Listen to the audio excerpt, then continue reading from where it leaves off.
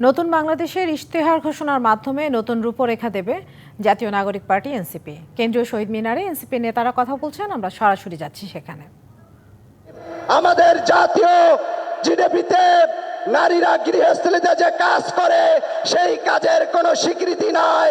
জাতীয় নাগরিক পার্টি আগামীর বাংলাদেশে প্রত্যেকটি মায়ের গৃহস্থলীতে যে কর্ম করে, সন্তান প্রতিপালন করে, এর প্রত্যেকটি কাজের জাতীয় স্বীকৃতি দিয়ে থাকবে এবং জাতীয় জিডিপিতে সেটা অন্তর্ভুক্ত করে থাকবে। সংগ্রামে উপস্থিতি, আরেকটি কথা না বললেই নয়। বাংলাদেশে গত 15 বছরে এই খুনি আওয়ামী লীগ সন্ত্রাসী সংগঠন বাংলাদেশের স্বাধীনতা সার্বভৌমত্ব হুমকির মুখে ফেলেছে। এখনো আমাদের খুনি হাসিনাকে দিল্লি আশ্রয় দিয়ে এদেশের সার্বভৌমত্বকে এখনো হুমকিতে ফেলছে। আমরা স্পষ্ট বলতে চাই, বাংলাদেশের স্বাধীনতা সার্বভৌমত্বের জন্য আমাদের প্রতিরক্ষা ব্যবস্থা শক্তিশালী করতে হবে। যদি এই প্রতিরক্ষা ব্যবস্থার পাশাপাশি আমাদের গণপ্রতিরক্ষারও ব্যবস্থা গ্রহণ করতে হবে। বাংলাদেশের স্বাধীনতা সার্বভৌমত্ব, নাগরিক মর্যাদা, ন্যায় বিচার প্রতিষ্ঠার জন্য জাতীয় নাগরিক পার্টি কাজ করে যাবে।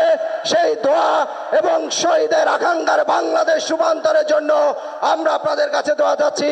আল্লাহ হাফেজ। সংগ্রামী ছাত্র জনতা, এনসিপি কৃষকের, শ্রমিকের, দলিতের, এদেশের প্রতিটি জনগোষ্ঠীর, এদেশের আপামর জনসাধারণের সংগ্রামী ছাত্র জনতা, এ পর্যায়ে আপনাদের সম্মুখে বক্তব্য নিয়ে আসছেন এনসিপির দ্রোহী কণ্ঠ, এনসিপির সিনিয়র যুগ্ম আহ্বায়ক, আমাদের সকলের পরিচিত নেত্রী সামান্থা শারমিন। বক্তব্য নিয়ে আসছেন সামান্থা শারমিন।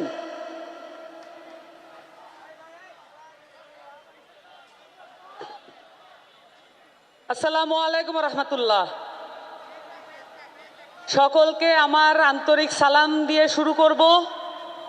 আজকে আমাদের এই মঞ্চে উপবিষ্ট আছেন শহীদ পরিবার এবং আহত যোদ্ধারা, যারা জুলাই অভ্যুত্থানে নিজেদের সর্বোচ্চটুকু ত্যাগ করে আজকের এই দিনটি আমাদের সামনে উপহার দিয়েছেন। আজকে 3 অগাস্ট, গত বছর এই 3 অগাস্টে আমরা একই সাথে এক বুক ভরা আশঙ্কা এবং এক বুক ভরা আশা নিয়ে এই শহীদ মিনারে অবস্থান করছিলাম। আপনাদের সামনে বলতে চাই, এই মঞ্চে এবং এই চত্বরে যারা উপস্থিত আছেন, তাদের সাথে গত 1 বছরে প্রাণের সম্পর্ক গড়ে উঠেছে।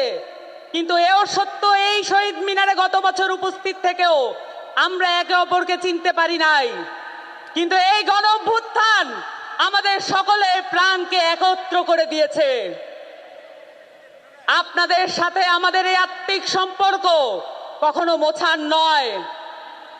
শহীদের আকাঙ্ক্ষা দিয়ে, শহীদ পরিবারের চাওয়া দিয়ে একটি রাজনৈতিক দল হিসেবে এনসিপি গড়ে উঠছে।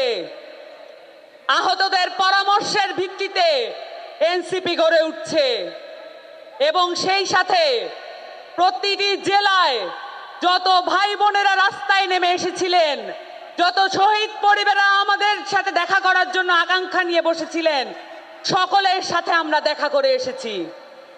এবং আমরা এও বলতে চাই, আমরা বাতাসের আধ্যাত্মিক মর্যাদা বুঝি।